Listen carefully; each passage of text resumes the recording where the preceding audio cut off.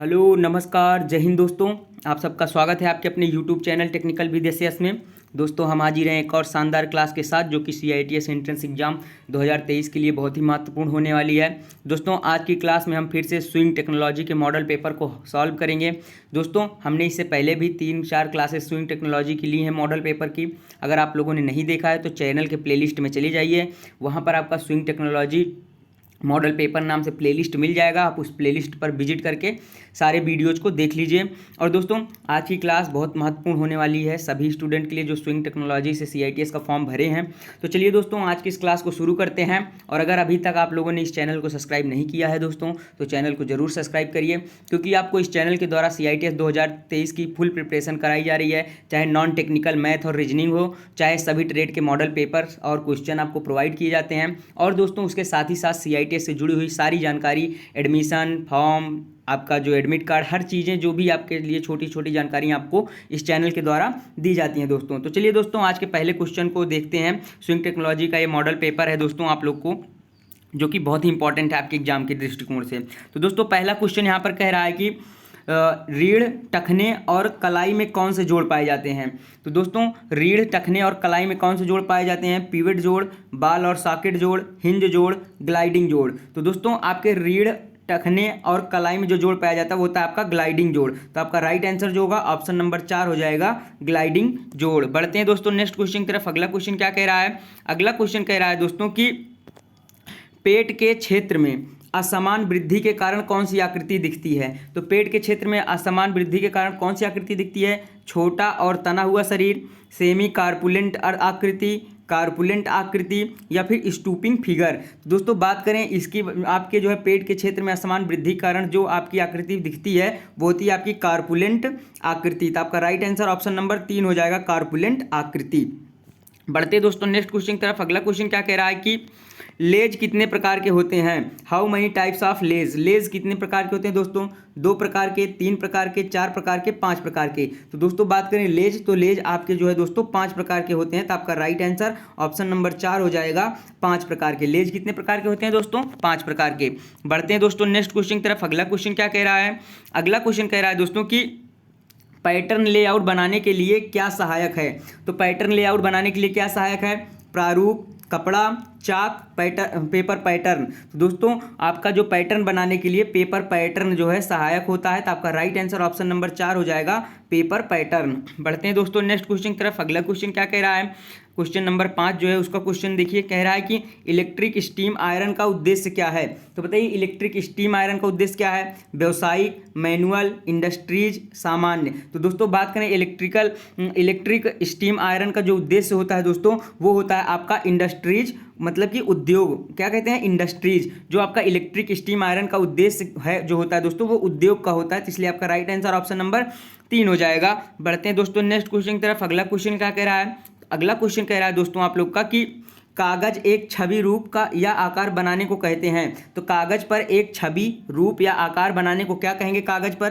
तो दोस्तों drawing, painting, marking, creating. तो बताइए इसको क्या कहेंगे? तो दोस्तों उसको हम लोग बोलते हैं ड्राइंग। कागज पर एक छवि या आकार बनाने को क्या कहेंगे? ड्राइंग कहते हैं। तो आपका राइट आंसर ऑप्शन नंबर 1 हो जाएगा। बढ़ते हैं दोस्तों नेक्स्ट क्वेश्चन की तरफ। अगला क्वेश्चन क्या कह रहा है? कह रहा है कि प्रेसिंग में कौन सा कारक शामिल है। तो प्रेसिंग में कौन सा कारक शामिल है? ऊष्मा, सिलाई और सिकुड़न, ऊष्मा, दबाव और आर्द्रता, ऊष्मा, सिकुड़न और शार्पनिंग, दबाव, ऊष्मा और सिकुड़न। तो बात करें दोस्तों प्रेसिंग में जो कारक शामिल होता है वो होता है दोस्तों आपका ऊष्मा, दबाव और आर्द्रता। क्या होता है? ऊष्मा, दबाव और आर्द्रता। तो आपका राइट आंसर जो है ऑप्शन नंबर बी हो जाएगा, या फिर ऑप्शन नंबर 2 हो जाएगा। ऊष्मा, दबाव और आर्द्रता जो है प्रेसिंग में शामिल होते हैं। बढ़ते हैं दोस्तों नेक्स्ट क्वेश्चन की तरफ। अगला क्वेश्चन क्या कह रहा है? अगला क्वेश्चन कह रहा है कि ऊनी कपड़ों के लिए किस प्रकार की प्रेसिंग का उपयोग किया जाता है। तो ऊनी कपड़ों के लिए किस प्रकार की प्रेसिंग का उपयोग करेंगे? सूखी प्रेसिंग, स्लीव बोर्ड के साथ प्रेसिंग, गीली प्रेसिंग, आयरनिंग टेबल के साथ प्रेसिंग। तो बात करें दोस्तों आपके जो ऊनी कपड़ों के लिए प्रेसिंग का उपयोग किया जाता है वो होता है दोस्तों आपका गीली प्रेसिंग। आपका राइट आंसर ऑप्शन नंबर 3 हो जाएगा, गीली प्रेसिंग। ऊनी कपड़ों के लिए गीली प्रेसिंग का उपयोग करते हैं। बढ़ते दोस्तों नेक्स्ट क्वेश्चन की तरफ। अगला क्वेश्चन क्या कह रहा है? अगला क्वेश्चन कह रहा है दोस्तों कि परिधान के रिटेल शोरूम में फिटिंग रूम इतना महत्वपूर्ण क्यों है? बताइए, परिधान के रिटेल में शोरूम में फिटिंग रूम इतना महत्वपूर्ण क्यों है? बिक्री बढ़ाता है, बिक्री घटाता है, बिक्री को हतोत्साहित करता है, अवसर का स्रोत है। तो दोस्तों बात करें आपके परिधान रिटेल के शोरूम में फिटिंग रूम इसलिए महत्वपूर्ण होता है दोस्तों, क्योंकि वह क्या करता है? बिक्री को बढ़ाता है, क्योंकि आपका जो फिटिंग शोरूम होगा आपका वो पे क्या करेगा? आप पर चीज़ें फिट हो जाएंगी आप वहाँ पर, तो इसलिए आपकी क्या होंगे? ग्राहक को अट्रैक्ट करेगा, तो इसलिए आपकी बिक्री को क्या करेगा? बढ़ाएगा। तो आपका राइट आंसर ऑप्शन नंबर 1 हो जाएगा। बढ़ते हैं दोस्तों नेक्स्ट क्वेश्चन की तरफ। अगला क्वेश्चन क्या कह रहा है? अगला क्वेश्चन कह रहा है कि अंकन के बाद किस प्रक्रिया का उपयोग किया जाता है? तो अंकन के बाद किस प्रक्रिया का उपयोग करते हैं दोस्तों? कटिंग का, नंबरिंग का, पैटर्न लेआउट का, प्रसार स्प्रेडिंग का। तो दोस्तों आपका अंकन के बाद जो प्रक्रिया की जाती है दोस्तों वो होती है आपकी कटिंग। क्या की जाती है? कटिंग। अंकन के बाद कौन सी प्रक्रिया की जाती है? कटिंग की जाती है। तो इसका राइट आंसर ऑप्शन नंबर 1 हो जाएगा। बढ़ते हैं दोस्तों नेक्स्ट क्वेश्चन की तरफ। अगला क्वेश्चन क्या कह रहा है? आप यहाँ पर देख सकते हैं कि आपका परिधान का नाम बताना है कि इस परिधान का नाम क्या है। तो दोस्तों बात करें इस परिधान के नाम की, तो ये परिधान आपका है प्रिंसेस लाइन कमीज। क्या है? प्रिंसेस लाइन कमीज। तो आपका right answer option number D हो जाएगा, प्रिंसेस लाइन कमीज। बढ़ते हैं दोस्तों नेक्स्ट क्वेश्चन की तरफ। अगला क्वेश्चन क्या कह रहा है कि नाइटी के लिए फ्रिल कैसे तैयार करें? तो नाइटी के लिए फ्रिल कैसे तैयार करें? बांध कर, सीरिंग करके, इकट्ठा करके, पाइपिंग द्वारा। तो दोस्तों नाइटी के लिए जो फ्रिल तैयार करते हैं वो हम लोग जो है इकट्ठा करके करते हैं। तो आपका राइट आंसर क्या होगा? आपका ऑप्शन नंबर 3 हो जाएगा, गैदरिंग से। बढ़ते हैं दोस्तों नेक्स्ट क्वेश्चन की तरफ। अगला क्वेश्चन देखते हैं।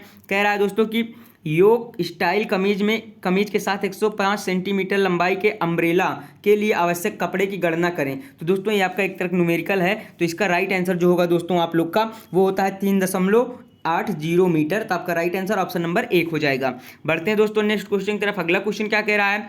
कह रहा है कि पीछे से खुले हुए झबलों के लिए कौन से फास्टनरों को प्राथमिकता दी जाती है? तो बताइए किस फास्टनर को प्राथमिकता दी जाएगी जो झबला पीछे से खुला होगा?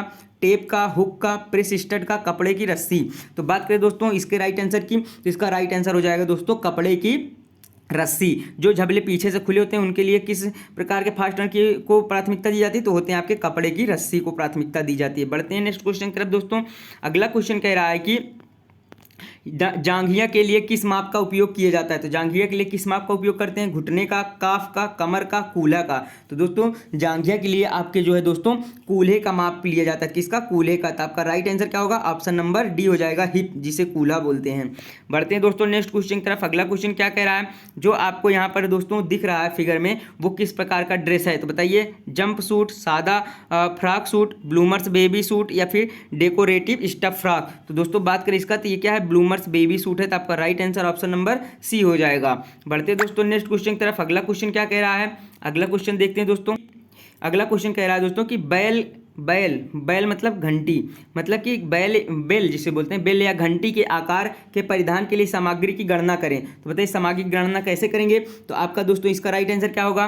कपड़े की लंबाई और चौड़ाई से, कपड़े की लंबाई से, कपड़े की चौड़ाई से, शेप्ड कंपोनेंट से। तो दोस्तों बेल या घंटी के आकार परिधान के लिए सामग्री की गणना हम लोग कपड़े की लंबाई और चौड़ाई से करते हैं। तो आपका राइट आंसर ऑप्शन नंबर 1 हो जाएगा। बढ़ते दोस्तों नेक्स्ट क्वेश्चन की तरफ। अगला क्वेश्चन क्या कह रहा है? अगला क्वेश्चन कह रहा है कि कुर्ते के किस भाग में गसेट पीस का उपयोग किया जाता है? तो कुर्ते के किस भाग में गसेट पीस का उपयोग किया जाता है? अंडर आर्म में, साइड सीम में, साइड स्लिट में, इन सीम में। तो दोस्तों कुर्ते के जिस भाग में गसेट पीस का उपयोग किया जाता है वो होता है दोस्तों आपका अंडर आर्म। क्या होता है? Under arm. अंडर आर्म में जो है कुर्ते के गसेट का उपयोग किया जाता है।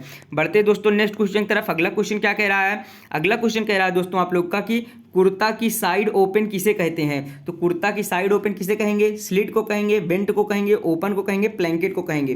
तो कुर्ता की साइड ओपन जो होती है दोस्तों वो होती है आप लोगों की स्लिट। क्या होती है? स्लिट। तो आपका राइट आंसर क्या होगा? ऑप्शन नंबर 1 हो जाएगा, स्लिट जो है कुर्ते का ओपन होता है। बढ़ते हैं दोस्तों नेक्स्ट क्वेश्चन की तरफ। अगला क्वेश्चन क्या कह रहा है? अगला क्वेश्चन कह रहा है दोस्तों आप लोग का कि पैजामा में कौन सी केसिंग लगाई जाती है? तो पैजामा में कौन सी केसिंग लगाई जाती है? इलास्टिक के साथ केसिंग, फोल्ड डाउन केसिंग, आंतरिक केसिंग, बाहरी केसिंग। तो दोस्तों जो पैजामा होता है उसमें आप लोग की फोल्ड डाउन केसिंग का उपयोग करते हैं। तो आपका राइट आंसर क्या होगा?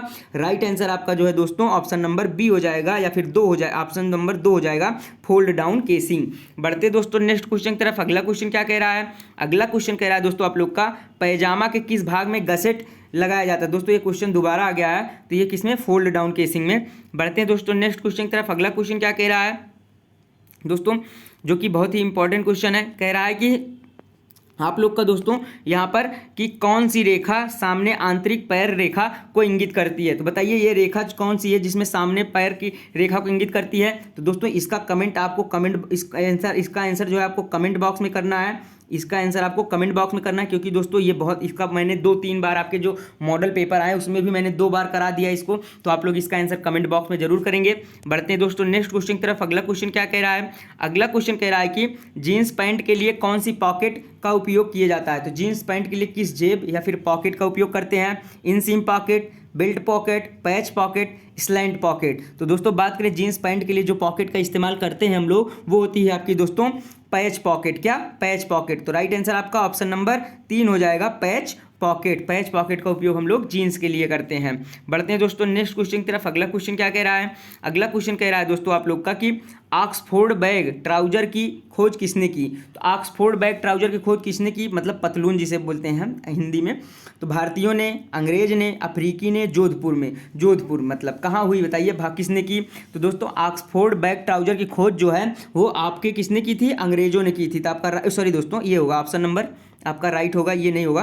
आपका राइट आंसर क्या होगा, अंग्रेजों ने की थी। तो आपका राइट आंसर ऑप्शन नंबर 2 हो जाएगा, अंग्रेजों ने। ऑक्सफोर्ड बैग ट्राउजर की खोज किसने की, अंग्रेजों ने की। बढ़ते दोस्तों नेक्स्ट क्वेश्चन की तरफ, जो कि आज का आखिरी क्वेश्चन है दोस्तों, इंपॉर्टेंट क्वेश्चन है। देखिए इसमें क्या कह रहा है, दाग कैसे हटाएं। तो बताइए दाग कैसे हटाएंगे, पहचान कर, जांच कर, देख कर, सुखा कर। तो दोस्तों दाग हटाने के लिए हम लोग क्या करते हैं, सबसे पहले उसको क्या करेंगे, पहचानेंगे। अगर हम दाग को पहचानेंगे नहीं कि कैसा दाग हमारे कपड़े में लगा है, तो हम उसको कैसे हटाएंगे। तो दाग को कैसे हटाएंगे, पहचान कर। तो दोस्तों ये रहा आज का आखिरी क्वेश्चन। आशा करते हैं आज की क्लास आपको पसंद आई होगी। अगर पसंद आई तो जरूर वीडियो को लाइक करके कमेंट कर दीजिए कि आपको क्लास कैसी लगी। और दोस्तों CITS 2023 की कंप्लीट प्रिपरेशन आपके इस यूट्यूब चैनल पर कराई जा रही है। तो भैया जो लोग नए हैं जरूर चैनल को सब्सक्राइब कर लें, क्योंकि ये चैनल उनके लिए बहुत ही हेल्पफुल होने वाला है। और जो दोस्त आपके तैयारी कर रहे हैं उनको भी वीडियो शेयर कर दिया करिए दोस्तों, ताकि उनकी भी हेल्प हो पाए। दोस्तों आपको मैं एक चीज़ और बताना चाहता हूँ, अगर मैं आप लोग के लिए मेहनत कर रहा हूँ तो जरूर आप लोग भी मेहनत करिए, ना कि तो ये फालतू का वीडियो हम बना नहीं रहे कि